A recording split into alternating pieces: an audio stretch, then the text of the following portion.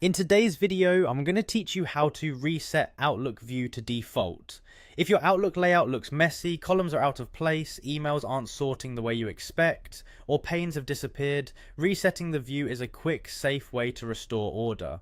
This process only affects how things look. It doesn't delete emails, folders, rules, or accounts. First, open Outlook and let it load completely. If you see it syncing or updating, give it a moment so everything is responsive.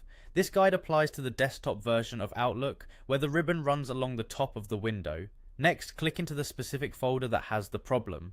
This part is important because the reset applies to the folder you have selected. For example, if only your inbox looks odd, but sent items is fine, select inbox before you proceed. You can repeat the same reset later for other folders if needed. Now, look to the top of Outlook and find the ribbon. Click the View tab. If you don't see the ribbon, it might be minimized. Click the small arrow in the upper right to expand it, or press Ctrl plus F1 to toggle the ribbon display. On the View tab, you'll see options grouped by things like Current View, Layout, and Arrangement. This is where all the view settings live, including sorting, grouping, columns, the reading pane, and filters. Within the View tab, choose Reset View. Depending on your version, you'll find it in the Current View group. Clicking Reset View tells Outlook to discard any customizations you've made to that folder's layout.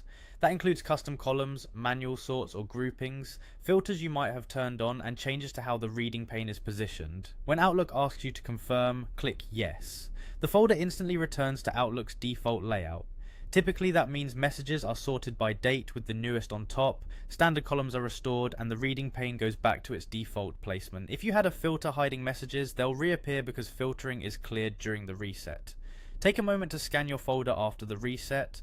If everything looks right, you're done. If you want the same clean layout in another folder, select that folder and repeat the same steps.